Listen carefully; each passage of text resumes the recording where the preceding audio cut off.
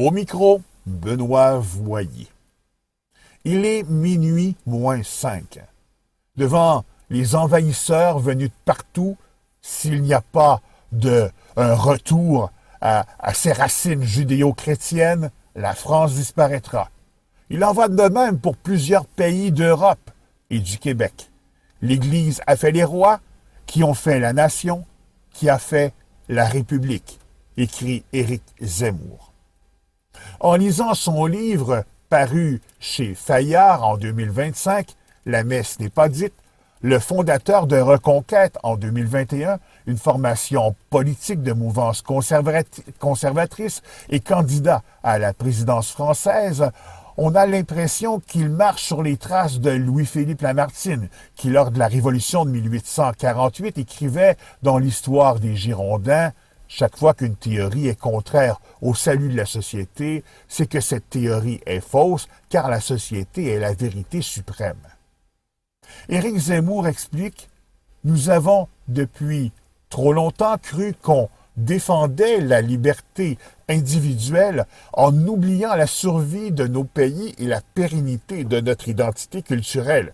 Si celle-ci s'effondre et disparaît de nos contrées, c'est justement cette liberté individuelle qui disparaîtra avec elle, car elle en est le produit. » Puisque la manière dont est raconté un événement historique est plus déterminante que l'événement lui-même, avant de développer son plaidoyer, Éric Zemmour raconte à sa manière l'histoire du christianisme et de sa sœur aînée, le judaïsme, depuis l'époque du livre de Samuel jusqu'aujourd'hui, en passant par un certain Jésus, dit le Judéen, originaire de Bethléem et de Nazareth.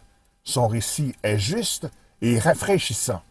Il est rare de lire l'histoire des chrétiens racontée par un membre de la prospère communauté juive séfarade d'Algérie. D'ailleurs, Zemmour veut dire en langue berbère « Olivier ». Il ne passe pas par 4 chemins. Il écrit comme souvent notre avenir est écrit dans le passé. Soit le christianisme occidental continue d'imiter 1000 ans après le christianisme oriental, et il tombera sous le joug islamique, quelle que soit la forme politique que prendra cette tutelle. Soit au contraire, il s'inspirera des leçons qu'ont tirées ces pays d'Europe centrale de leur passé sous domination ottomane, ainsi que de leur existence précaire de petites nations.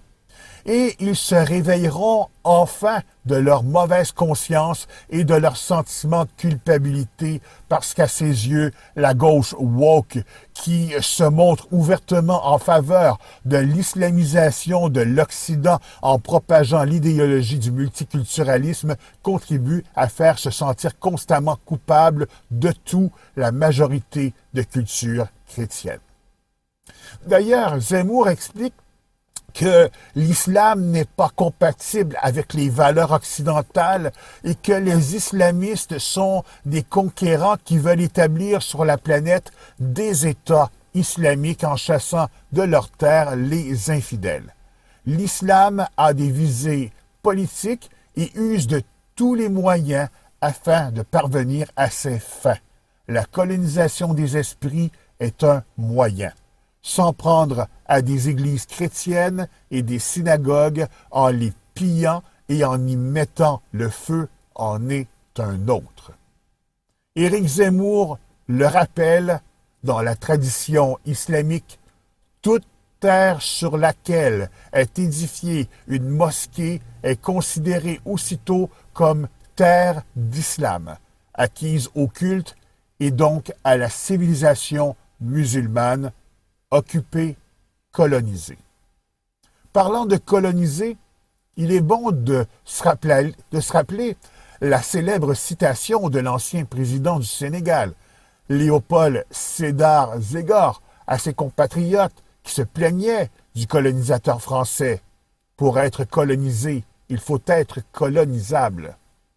Pour Éric Zemmour, la seule solution est d'appliquer la laïcité dans toute sa rigueur, celle qui prévoit un devoir de discrétion dans l'espace public et qui doit donc interdire tout signe religieux comme le voile, non seulement à l'école, mais aussi à l'université, au travail, dans la rue elle-même.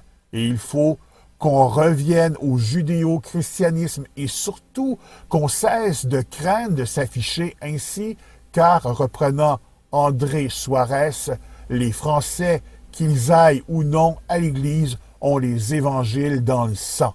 La phrase pourrait aussi s'appliquer au Québec et à l'Amérique. Visitez mon blog benoîtvoyer en liberté.blogspot.com.